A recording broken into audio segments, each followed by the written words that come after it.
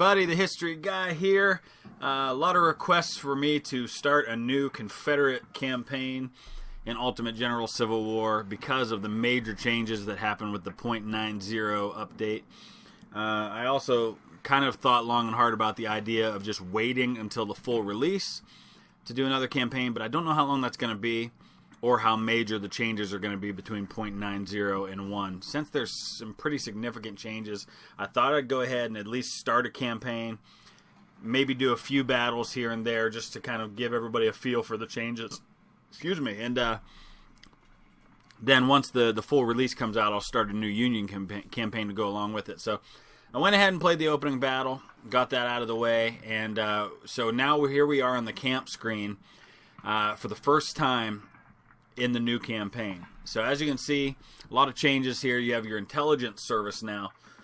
And the first things that it tells you here is you got the Army, Training, and Armory, and it explains what each of those are. Army says the total estimated size of the armies that oppose you. Inflicting casualties reduces manpower, which affects the enemy strength in your next battle engagements. Something that people have been hoping for a long time. So now there's a benefit to really just taking out an army in a battle. If you just really destroy them, it's going to hurt the opposing forces moving forward. So that's a big deal. That's really important, I think. And then you have training, the average experience of the enemy army, and then the average quality of the enemy weapons. And then you can hit report and you see some intercepts. So a couple intercepts here. This is written in European style, so we're talking 29th May, 1861.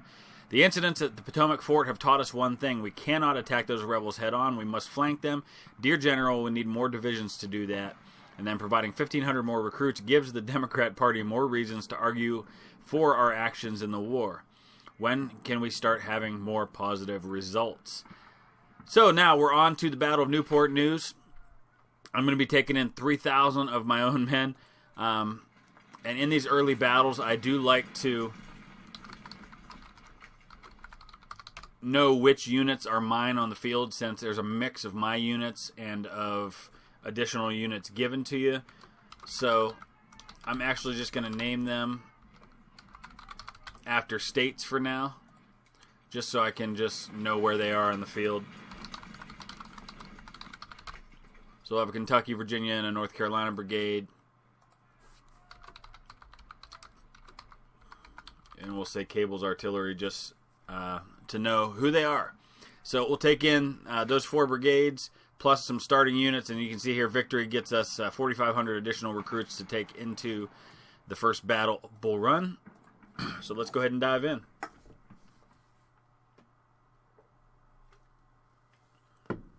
And of course now I'm playing on Brigadier General difficulty. I don't think I mentioned that. And there was definitely a big scaling that happened there. When I first looked at this, before I built up my units, there were only about 7,000 some Union soldiers here. Now there's 9,524 guns. And of course I get these 3,400 to start. So still, all told, I'm looking at a big deficit. He's going to outnumber me by about 2,700 men, and he's going to have more guns as well. So, and actually I can't even take everybody because I can only have 3 brigades here. So going to have to make some decisions about how best to go about this.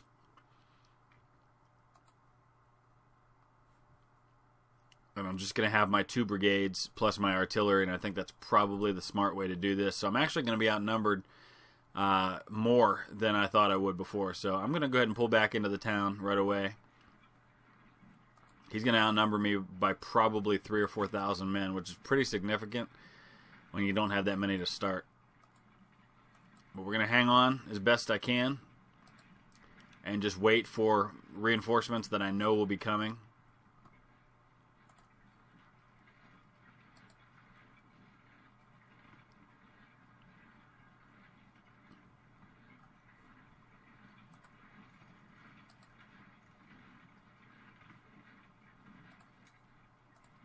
One of the things that's really helpful in this game is to know when you have to take an objective and when you don't have to take an objective.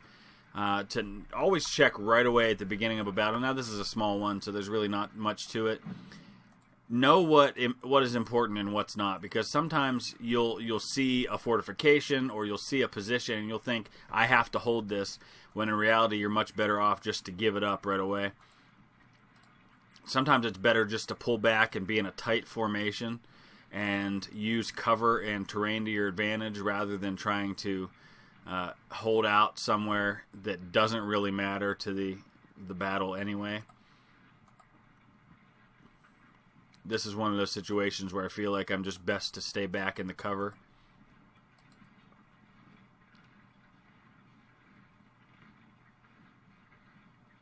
So I'm just looking here to see if it's worth it to take these positions here. 74% cover by staying in the fortifications. It actually goes to 96, 99 when I come out of the fortifications. So that town fortification gives me a 50% cover bonus, 40% projectile resistance, 60% melee resistance. So there are some benefits to it, like the melee resistance, for example. So if they get close, I'll jump back into that cover. But otherwise, I'm going to just stay right where I'm at. And the artillery, these are howitzers, so they'll be good close up when the time comes. Got about 13 minutes before I get my reinforcements, and I haven't even seen the enemy so far. So he's taking his time getting here.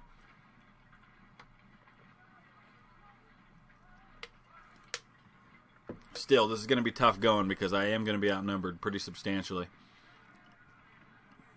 So I'll just try to keep a tight formation, use the terrain to my advantage, and hopefully I can cause enough casualties to offset the difference in manpower. Alright, here we go. So let's pause for a second here. Of course, I don't have enough reconnaissance to know what the difference is in manpower on the battlefield right now. So I just gotta do my best here.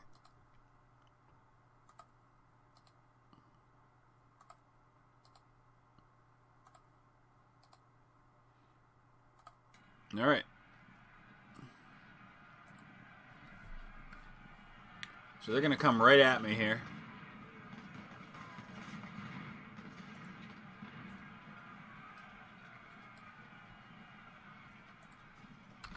I'm going to send Ewell over to this side and send this Virginia Brigade up to help against them.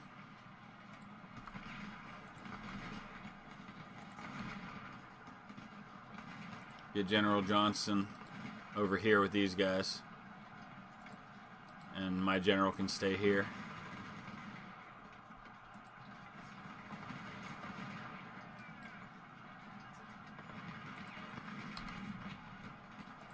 Short bursts of running don't hurt the condition too much. I only dropped it down maybe by about 10%. But of course, long extended running certainly is not something that you want to do.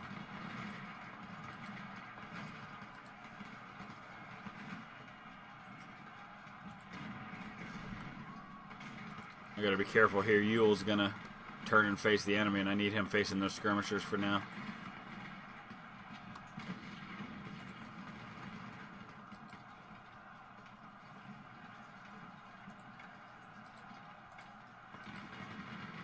Alright, let's get Pelham's artillery going here.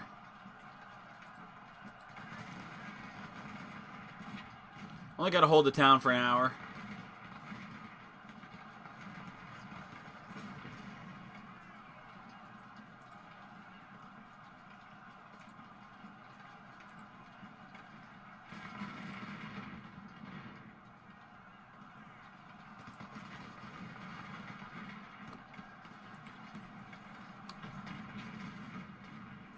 Ewell, no, face that way and stay there, dude. Come on. Give him a hold order. No. Oh, my gosh. I can't even get him to face that way long enough to give him the hold order. Hold. All right, so a couple other things I want to talk about here for a second. I've noticed since the update that some of the orders are not working as well. Like, there's a lot of situations where I've tried to, in the Potomac Fort fight, where I tried to issue an order to fall back, and it was blacked out. It wouldn't even let me do that, and I don't remember having a lot of that problem before. There, now the hold order's working. I'm going to get the Virginia Brigade facing that way, too. I'll bring Stewart up into that spot there. Oh, man. General B's brigade just broke.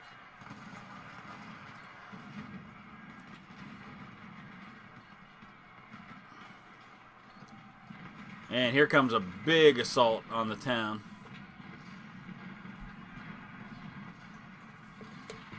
This is where you're definitely seeing that manpower issue coming into play. I'm outnumbered big time. I think I can go ahead and send B over here to help out. I think these guys will be okay to hold this.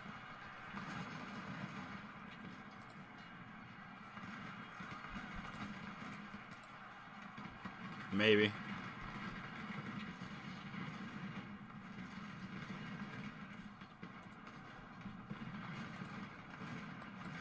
He's going to try to get...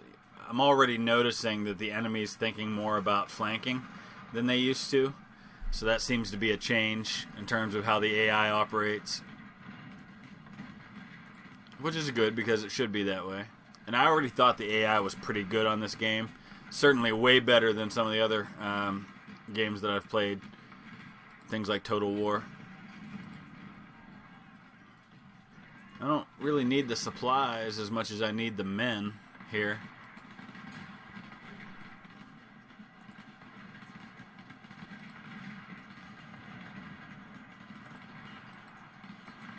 General Ewell's been wounded. If I can get these guys up and into the flanks, that'll help a lot.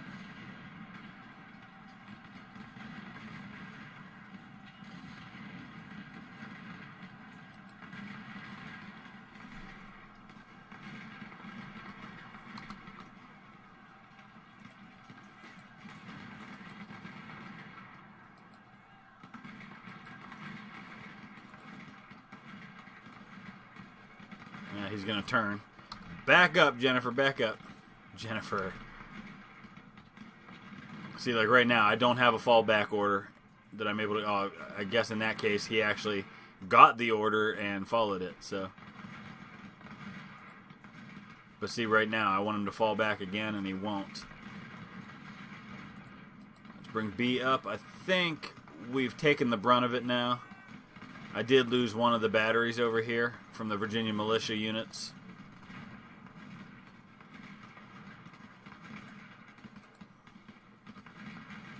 But I think I'm in good shape.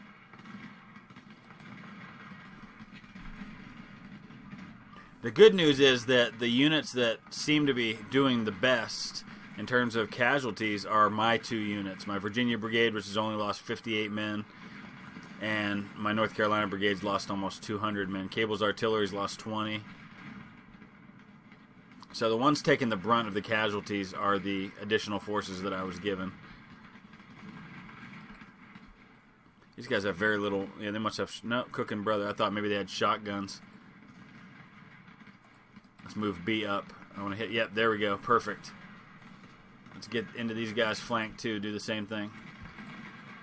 Flanking definitely is working better again, which is nice, because they kind of nerfed that for a while and made it... flanking didn't seem to be nearly as effective as I thought it should be. It seems like it's more like it was at the beginning of the game now. Or in the earlier releases, I guess you would say. I shouldn't have turned B around there. That's going to cost me. Yep, he's going to get flanked now. Let's turn him around.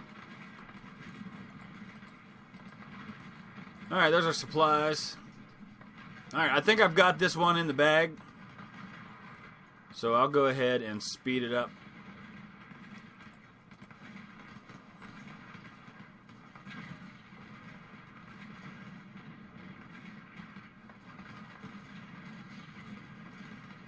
So our first battle where we were pretty significantly outnumbered, and it seems to have gone pretty well. Just a reminder, this is Brigadier General difficulty, so there's no bonus or penalty. It's kind of even. You know, when you play on a lower difficulty, you get some bonuses in terms of recruits and enemy army size. You play on Major General or Legendary, then the Union gets those bonuses. But on this one, it's all even. A lot of generals getting, or leaders, I shouldn't say generals, because right now they're mostly majors.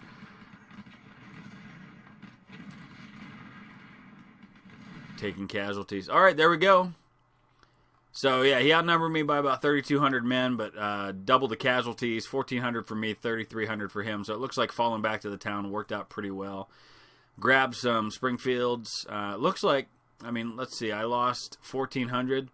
Between what I rescued in terms of guns and what I captured, I pretty well made up for that. It doesn't always work out quite so well. So, and most of my units were armed with Springfield 1842s. So that's good. So we'll get ourselves refit now and ready for the first Battle of Bull Run. Let's take a look real quick. All right, so here's some new correspondence. Nothing noteworthy to report except history, guys, has again beat our army and we must again abandon our camps and withdraw. Sir, we need more able soldiers to fight this rebel. General, please note that your next shipment of supplies and ammunition is on its way. We have included thousands of pieces of new rifle models to reinforce your army. So, yeah, you see the armory went up, that percentage. Sir, thousands of Union soldiers, estimated 2,200, are recruited in Ohio and marched down to face your army. So, 5% reduction in army size because I won the Battle of Newport News. His force pool looks like to be about 34 to 38,000 right now. Low training, decent weapons. Let's go ahead and just take a look real quick at Bull Run and what we're going to be facing there. All right, so starting army size for the Union right now is 21,000. I'm at 20, plus whatever I add. So that's actually pretty good. Now, that's going to scale up as soon as I make some changes here. I'm actually going to focus on medicine a little bit, because, and here's why. I know I already can predict how this is going to go, okay, guys? I know that there are a lot of you out there that will swear by politics or economy or training or whatever it might be.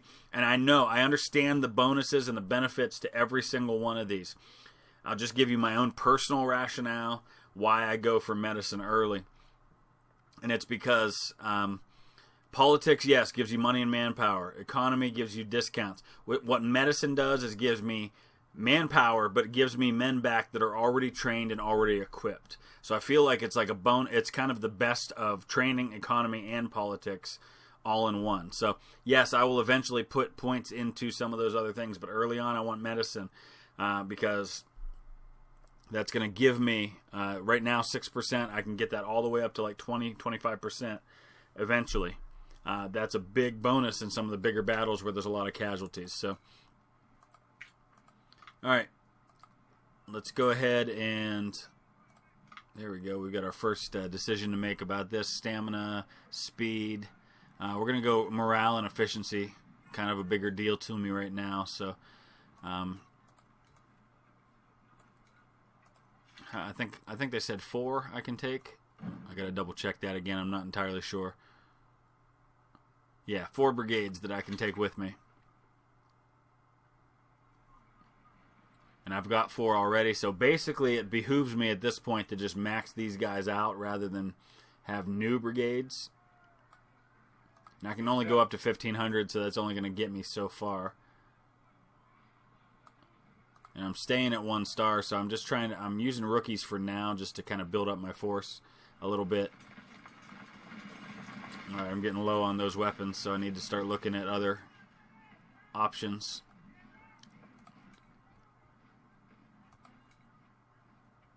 I'll go Springfield 1842s for these guys.